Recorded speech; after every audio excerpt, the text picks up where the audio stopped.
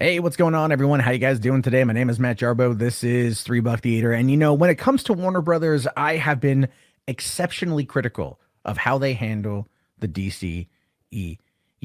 I feel they have abandoned what they originally started 6.5 years ago. I feel like they don't know their head from their balloon knot quite often. And I say that because they always seem to be revamping instead of evolving.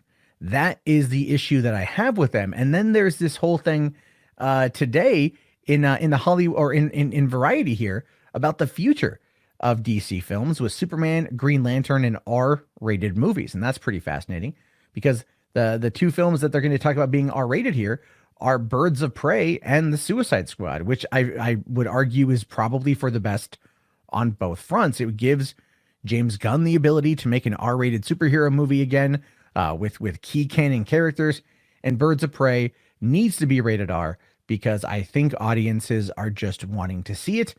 And after the success of Joker, we're probably going to see a lot of these films. Anyway, this is a bit of a long article, but we are going to go through it all. So it says here that DC Films appears to have hit its stride, rebounding from the commercial failure of Justice League and the critical drubbing of Batman v Superman: Dawn of Justice, with a few well-timed box office successes, Aquaman and Joker, both generating over $1 billion at the global box office and becoming the first DC productions to reach those lofty goals since Christopher Nolan wrapped up his Batman trilogy with 2012's The Dark Knight Rises. The studio also scored with last spring's Shazam, a cheeky spin on the spandex genre, and has high hopes for its upcoming release of Wonder Woman 1984 and Birds of Prey. I would like to say, though, the critical drubbing of Batman v Superman has a lot to do with the Snyder Cut. And then again, if you've been paying attention to that, we've talked about that a lot here on the channel. It says here of Sean Robbins, a chief analyst at boxoffice.com, they're on an upswing. They had a rocky period, and they're starting to find their footing. And to that, I agree, except they are currently looking to also change up the dance card, which I don't like. You found your footing. Stop messing with it. How about you give fans something to look forward to more so than just another change? People don't like that. Marvel's proof of that. You adapt. You don't have to continuously go back to the drawing board. Anyway, DC films may have achieved more consistency when it comes to reviews and box office performance, but there are still hurdles to overcome. Namely, the company and its parent studio, Warner Brothers, have yet to figure out to do with the iconic characters Superman and Batman. The studio is farther along when it comes to Bruce Wayne's alter ego, having recast the role more recently played by Ben Affleck with a younger and edgier Robert Pattinson. The former Twilight heartthrob has moved beyond his tween idol days, appearing in indies for the Safdie brothers, David Cronenberg, Robert Eggers, and he'll don the cape and cowl in The Batman, which is going to be directed by Matt Reeves, which will feature villains such as the Riddler, Penguin, and Catwoman, which is very true. But it's a younger Batman, and it's going to take place, I believe, in the 90s from what I'm hearing, well before the age Ben Affleck was in Batman v Superman. So again, it could be part of the continuity. However, I think the Joker's success kind of killed that. Anyway, there's been also chatter that the entire film would unfold in Arkham Asylum, the high-security prison known to comic book fans for housing supercriminals, but that's not the case, according to insiders. Only a handful of scenes will be set in Arkham if the movie works. Warner's and DC believes that any of these villains could headline their own spin-off movies. Key cast members in both The Batman and Birds of Prey have contract options to appear in sequels and standalone films. Now, here's the thing with that. When you look at something like Aquaman had a lot going for it. One, it was coming off of Justice League, and it worked really well because it knew what it was. Justice League didn't know what it was because of all the problems with production, especially with the Justice Whedon cut, I guess, not the Snyder cut, that clearly Momoa is very, very, very fond of. But it did well under James Wan's direction because it played up the spectacle, the adventure, and the comedy. It was a fun, swashbuckling epic. Joker, on the other hand, is a movie that did very well because of how it resonated with people in regards to the message that it sent about a man who fell between the cracks, a man who was dropped off by the system or abandoned by the system, and what could potentially happen. It did speak to the general audiences who drove the movie north of $1 billion. I don't think you're going to be able to get that with other villains that could be in Arkham Asylum. I'm sorry. And not to say that they won't have good runs, but Warner's has, triple zeros in their eyes right now. And they're thinking like, what could we get Penguin to $1 billion? Could we get Riddler to $1 billion? And it all depends on who's behind the project. But if they're doing this for a cash grab, which I believe that they are, it's going to fail spectacularly. Anyway, the studio has less clarity on what to do with Superman, the character who's been rebooted now 2 different times in 13 years, once with Brandon Routh and later with Henry Cavill, without landing on a winning strategy. Superman has also appeared frequently on television, such as Lois and Clark in Smallville, which has led to some fears at Warner's that the market could be oversaturated with all things Clark Kent. Yet that's not going to stop them from giving a Clark and Lois show over on the CW. Right? That's happening right now too. Not to say that's a bad thing. Here the guy's quite good in the role. But they're still doing it. They're still going that route. So if they want to talk about oversaturation and they're complaining about Lois and Clark in Smallville, they are literally adapting and developing a Superman show right now on the CW. So where is that in this article, right? Where is that here? That's my question, because there's just so much in this article that's missing, it feels like. Anyway, in order to help find a way to make Superman relevant to modern audiences, Studio Brass has been polling lots of high-profile talent. They've had discussions with J.J. Abrams, whose company Bad Robot recently signed a massive first-look deal with the studio, and there was a meeting with Michael B. Jordan earlier this year with the Creed star pitching Warner's on a vision for the character. However, Jordan isn't ready to commit to taking on the project since filming doesn't seem likely to happen for several years, and he has a full dance card of projects. Insiders think that a new Superman movie is unlikely to hit screens before 2023, given that there's no script and there's no director attached. Now, here's the thing. Michael B. Jordan as Superman is an idea that does work. It's in some comics. I'm just going to say it. It's a bad idea. It's just a bad idea. Where we are in a culture war right now, not a good idea. I'm saying, it's nothing against Michael B. Jordan as an actor. I think he's a wonderful actor. I love most of his movies. I would look at his performance in Chronicle as being probably more like a Superman type character, but I would again like his performance as the Human Torch. I thought was pretty good. He brought that cockiness to it. Clark Kent isn't necessarily cocky. Clark Kent, even as Superman, isn't cocky. Could you subdue Michael B. Jordan's natural charisma and channel it in a Boy Scout way? And I just don't see that happening. And that's not a dig at him. It's just not the role that's for him. And I think, again, with the culture war where we find ourselves right now, it's going to be aching for a lot of stuff. Anyway, going on here, it says that internally, insiders are quick to credit Walter Hamada, the longtime New Line executive who was brought on board in 2018 as president of DC Films, with helping plot a new, more sustainable course for the DC cinematic universe. He's credited with having a strong sense of story and keeping a firm eye on the bottom line, reining in budget so productions don't go off the rails. It also helps that he's closely allied with Warner Brothers film chief Toby Emmerich, with both men having worked together on New Line hits such as It and The Conjuring. Insiders believe that under the former regime of top DC execs John Berg and Jeff Johns and DC Entertainment head Diane Nelson, there were too many decision makers involved, leading to a lack of clear vision, i.e. A reverse Kevin Feige situation. They also maintain that Warner's erred by initially rushing movies in the hopes of making release dates that had been snapped up before scripts were even fully in place. Emmerich has made writing the DC ship a key priority since taking control in 2017. Here's the thing with that, though. Walter Hamada, he's out. He's out. He's going to be done. If J.J. Abrams comes on in, they're looking for J.J. Abrams to take over, especially following Rise of Skywalker.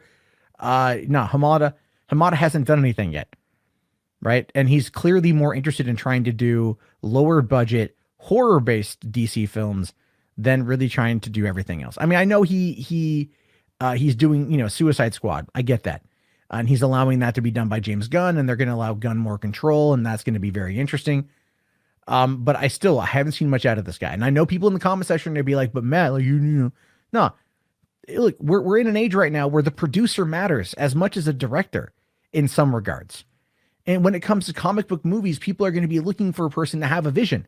If Walter Hamada is the person that's coming into DC to have a vision, and they're saying here that he does have a vision, but if he's coming on board and you don't know what that vision is because he doesn't come out and publicly talk about it, it doesn't sow trust in the audience. It pushes distrust. There's discord. There's discontent. People are not happy with what they are seeing because they're not being told that everything's going to be all right.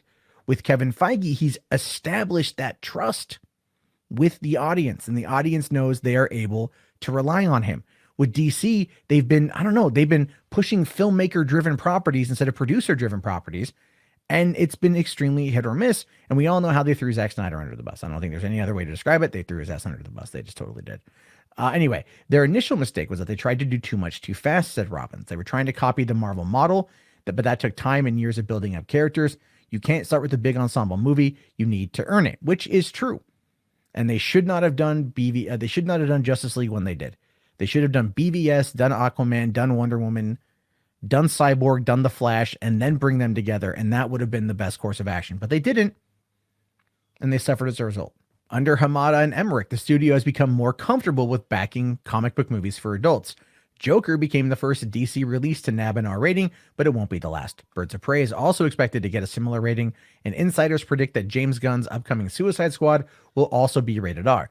In the case of Birds of Prey, the film won't be in a pitch-black, grim vein of Joker, but insiders describe the film as more humorous, spirited girl gang adventure, albeit not one for younger children. A series of recent reshoots dramatically improved test screening results, and the studio is confident that Birds of Prey will be a hit when it opens in February. And the thing is, it's possible. They brought in Chad Stahelski from the John Wick franchise in order to reshoot action scenes because Kathy Yan wasn't able to nail them. And even some of the action scenes that were in that first trailer that they dropped a couple months ago or last month, I don't know, didn't really wow me, if I'm being honest with you. Not a lot about Birds of Prey is wowing me. But what they're going to screw up here, by the way, this is where they're going to go off the rails, and which is where I think it's going to be potentially a bad thing. Making Birds of Prey R-rated is not the problem, but what you have here is a high-spirited girl gang adventure that is not for younger children. But if you go and you look at the demographics of Suicide Squad, it was predominantly women who went repeatedly to see that movie because Harley Quinn was representation that they saw on screen and that they liked. And now, will there be a lot of that here? Yes, I very much think there will be. But how many of those kids who went to go see Harley Quinn a couple of years ago are 17 years or older?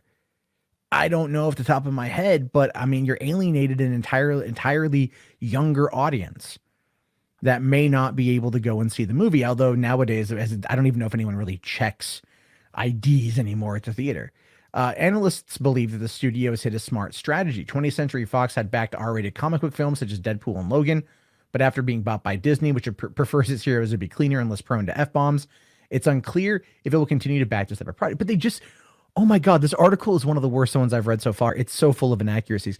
We know that Ryan Reynolds met with Disney not too long ago. We know that Paul Wernick and Rhett Reese, the writers at Deadpool, have said that Kevin Feige is allowing them to stick with it being R-rated. Bob Iger has said that more adult content is going to go to Hulu, and they're working on it. And we know that as far as we're right now, they're doing The Offenders, which is all going to be animated adult-themed cartoons, like an adult Howard the Duck for Hulu that Kevin Smith is working on. So, and also Birds of Prey is meant to be DC's take on freaking Deadpool. Like, I mean, even then, it's oh my God. Who wrote this? It's like they don't even pay attention. Yeah, they might have more intel than me, but God, I at least pay the hell attention. There's a huge appetite for R-rated superhero movies, and if Marvel isn't going to step up, that presents an opening for DC to tap into that audience, says Jeff Buck, which is true. That is very true. But like I said, when it comes to Joker tapped into a very specific, ongoing societal conversation. Mental health is a massive thing right now, and it has been for a while, and that movie spoke to it in a very compelling way, which audiences resonated with. If you are just treating these movies as cash grabs and not actually trying to tell a story with a message, you're going to lose out. You're going to destroy that trust with the audience, which is one of the reasons why Kevin Feige hasn't really done that, but he still brings the spectacle. Anyway, now, beyond embracing the darker undercurrents of the DC canon, the company is also revisiting characters they believe were ill-served by previous big screen adventures. Green Lantern Corps remains a priority despite the fact that the 2011 Green Lantern was a high-profile commercial disaster. Jeff Johns is delivering a script by the end of the year. The project may be presented to Abrams and Bad Robot to see if the company would be interested in producing the picture. However, Berlanti, another major talent at the Warner lot, is partnering with Johns on a Green Lantern television show. There's speculation that relationship could be involved with the feature film. That is the smart play. At this point, that is the smart play.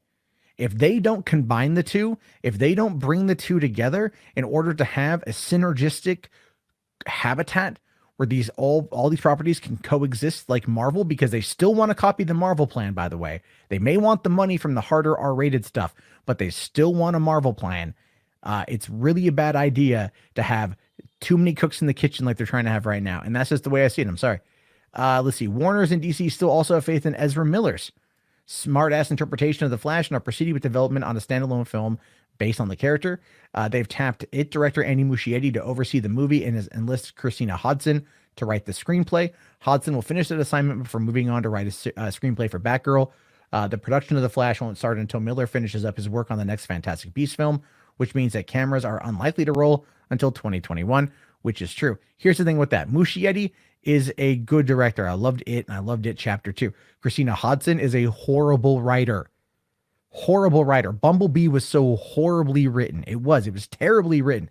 It was a fun movie. Bumblebee was great, but it was poorly written. I'm willing to give her another shot for The Flash. But you know, and then she's moving on to Batgirl, but I just think it's no. I'm not interested in that one, to be honest with you. I just think she's a bad writer. Again, willing to give her a shot, but nothing that's really going to blow my skirt up. Now DC is looking to capitalize on the box office success of Aquaman and is currently looking for a director for The Trench, a spinoff about a group of vicious undersea creatures that played a supporting role in Aquaman. For the next film, centered on Momoa's King of Atlantis, DC has once again chapped James Wan and is hoping to commence shooting in early 2021. That was the first movie that Hamada greenlit, right? A horror movie based upon Aquaman, but not featuring Aquaman or Mera, but other characters who were in Aquaman might show up. And that to me just shows you, and I've been critical of that for a while. Like, it's not a bad idea, but it's like, this is not steering the ship in the right direction. This is, I'm going to go back to my horror roots because I was overseeing the Conjuring franchise. Now, granted, that's $1 billion property between those 5 movies, but still, it's like, you could tell he's just kind of resting on his laurels, and that's not where things are, where we are right now. Anyway, it says here, DC's future won't unfold entirely on the big screen. HBO Max, Warner Media's upcoming streaming service, is looking to adapt to DC properties that could inspire films to premiere on its platform. It hopes to make DC adventures that have slightly lower budgets, requiring them to rely on up-and-coming actors and not established stars, with the goal of keeping production costs under $65 million, which does make a fair amount of sense. I mean, look at what happened with Swamp Thing, right? I think they said like there was like an $80 million production budget, and due to an accounting error, they did not. They, due to an accounting error, they didn't get the tax breaks, and it, cost them another $40 million. Now, here's where we get to something interesting. The launch of the HBO Max had inspired some hopes that Warner's might allow Zack Snyder to release a director's cut of Justice League, leading to a social media campaign dubbed Release the Snyder Cut. Snyder directed an earlier version of the ill-fated Super Team movie and had planned to do some reshoots. However, after his daughter died, he was not able to complete production and was replaced by Joss Whedon, who injected a more lighthearted tone into the final film. Logistically, however, there's little appetite at the studio for spending the millions of dollars it would require to finish the visual effects and editing work on Snyder's vision, particularly as Justice League was a commercial disaster. There are currently no plans to release a Snyder Cut version either in theaters or on HBO Max. Saying here, it's a pipe dream. There's no way it's ever going to happen. And you would not have the support that it had a couple weeks ago with Zack Snyder, Ben Affleck, Gal Gadot, Jason Momoa, and Ray Fisher all coming out and saying release a Snyder Cut. You wouldn't have had it unless there was something happening on the back end. Again, this article is something I'm having trouble with this article because it's just something about it to me is so viciously off in so many ways. It's just so ridiculously stupid because there's so many inaccuracies, and if you just pay attention at all, you know that there are inaccuracies there. Any DC fan has been seeing it. I'm just saying, look, okay, here's kind of my summarization of the whole thing. They want to make these 2 movies rated R, and I'm fine with that. I think humorous, comical action comedies, Deadpool-esque takes on these types of films can do well. I think doing Birds of Prey and Suicide Squad R-rated are going to do well, but they're not going to make Joker money. They're just not. A Batman, a Michael Jordan Superman movie, not a good idea. As I said, it won't pull well right now. Not where you want it to. The culture war is too strong. People are not going to like it. You're going to have hashtag not my Superman, and it's going to be a fight, just this never ending fight. Not worth it. Not unless you started on something like HBO Max and then you move it over to the big screen. And it's not that Michael B. Jordan couldn't potentially do that. He's done TV shows like Friday Night Lights. He was on that HBO movie that Ray Bradbury one. Was it Fahrenheit 451? He was in that. So he's done those kind of things before. That's not the problem. Again, just a culture war. And I don't think I'm alone in saying that. So I just want you guys to, if you guys agree with me on that, like, let me know down in the comments. Anyway, whatever DC is doing at this point, as I pointed out at the beginning, they're not evolving. They're regressing, in my opinion. Again, too many. It's not that they said that there's too many cooks in the kitchen. It's that they don't have faith in the people that are running the show, right? John Berg and Jeff Johns greenlit Aquaman, greenlit Shazam. Those two movies were well received. Like there was a lot that went on there. And I understand that Joker is the big hit, $65 million budget, $1 billion take home. I get it. But as I pointed out to my friend earlier today, because he's excited for the sequels that they're going to be talking about, the idea here is, unless you can hit that particular tone again and you can touch upon something that's also socially relevant, you're not going to have the same impact twice. And you're going to burn through that good faith. My advice to Warner Brothers is simply this. Do not do a Joker sequel. Don't do a Joker trilogy. Leave it as where it is. Do Batman, tie it into the DCEU down the road.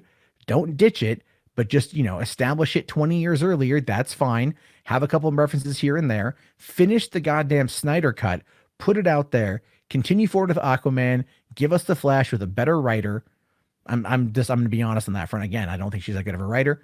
And go forward, but like start planning these things out. Fans tore Kathleen Kennedy apart for not having a plan. And your plan here is not inspiring anybody. When the person who's the architect of it, the person who's now in charge, Walter Hamada, doesn't make public appearances, doesn't put on a happy face, and doesn't talk to the fans. We are in an age right now where you need somebody in these studios to come out and be that public face and that shepherd. You don't have it. And you keep screwing up, and then you keep wondering why. And I'm telling you right here, right now, how to fix your brand. But you're not going to listen to me because what do I know? I'm just a dummy on the internet. That's all I am. I'm just a talking head on the internet. And I want to hear your thoughts and your opinions. You guys made it this far. Let me know down in the comments below. Go ahead and smash on that like. Let's try to get to 200. I think we can do it. Type in DCEU if you guys made it this far. Hit that like, hit that subscribe, all that jazz. Have yourself a great day, guys, and peace out. This video is supported by patrons like you. If you'd like to become a patron, please head over to patreon.com/Matt Jarbo.